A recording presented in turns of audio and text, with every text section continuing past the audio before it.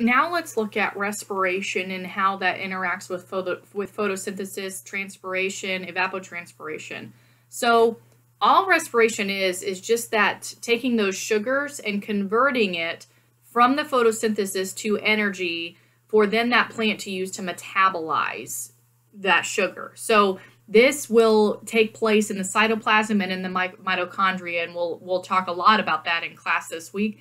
And then the reaction there is below, and you can see that chemical reaction there. Again, very similar to that photosynthesis reaction, but respiration is really important in terms of how we take sugar from that photosynthesis and then using it into metabolism structure.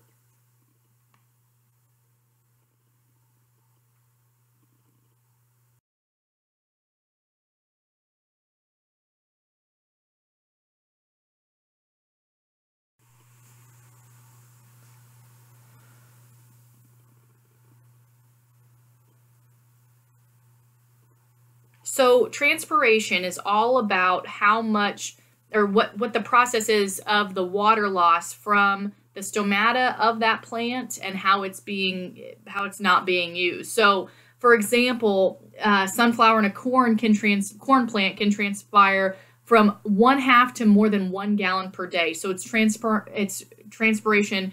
It's that transferring that much water through that plant. Now, I'm going to show you a graphic here in just a second, but that also has really important functions as well. One big one is nutrient uptake. So it's able to take those nutrients from the soil, take the fertilizer that's being spread that's been in the soil.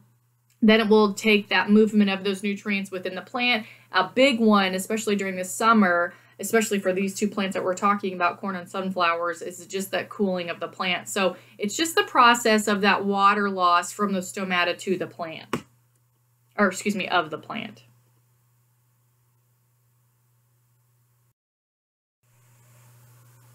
So what are some factors that affect transpiration? There's 5 main ones when we look at transpiration and how we can help or not help, because it's not in our control. But 2 big ones that we look at in the summertime with warm plants is air temperature and air moisture. And then we look at wind and air movement. There's also the soil moisture, which is really important. That's also important in what aspect that you're planting in. Is that soil moisture where it needs to be? That will help that minimization of that water loss happen. And then the number and then the size of the stomata as well. So is that plant going to be able to keep the water that it needs to keep within the plant, or is it going to transpire out of that plant?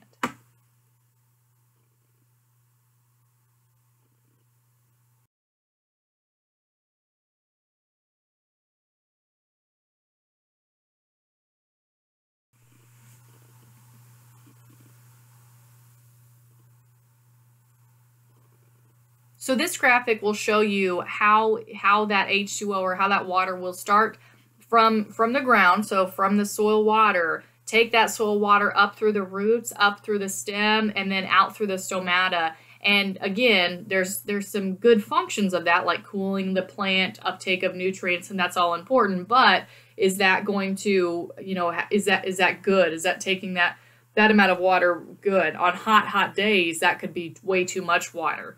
So that's really important, and looking at the factors of that transpiration is important as well.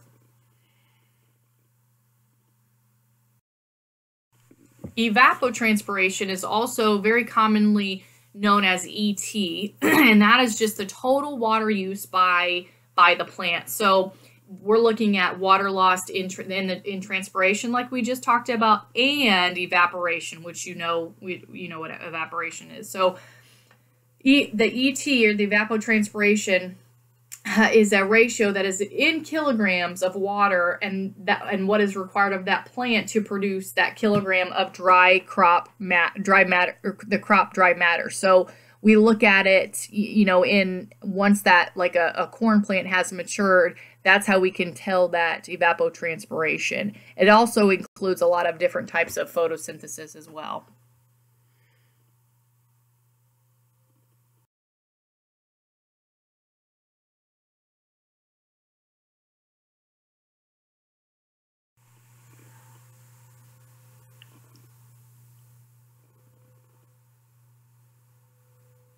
So now this is a graphic that'll show you the typical evapotranspiration values for the different crops in the Midwest in a 1 calendar year. So it goes from top to bottom in inches and then in centimeters. So yearly evapotranspiration in inches is 31 to 36 inches of that evapotranspiration happening in alfalfa. If you go down into dry beans, it's 15 to 16. So there's definitely a lot of that might not sound like a lot, but it is a lot of evapotranspiration happening in that plant.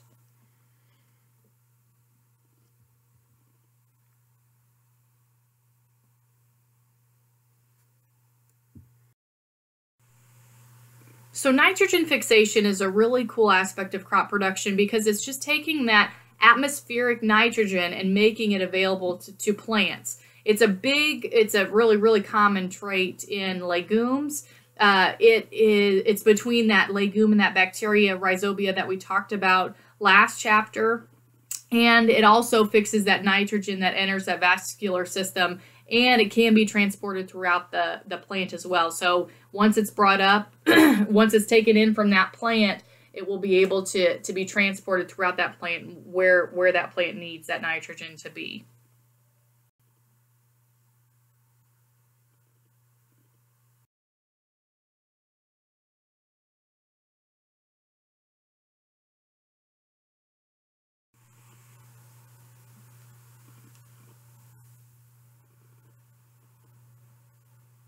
The noodle formation, I'm going to show you a graphic in just a second here, but this is just the step-by-step of what it takes to have a noodle formation. So obviously the first thing that has to happen is those root hairs will release attracting rhizobia, and then they will then attach to that root hair. Then those root hairs will curl, and I'll show you that in just a second. And then a couple more steps, and that noodle is then formed. But then that bacteria will then have devoted by that cell wall and become bacteriorides and then help fix that atmospheric nitrogen. That's taking place in a graphic form. And we'll look at this in a pretty intense way this class period.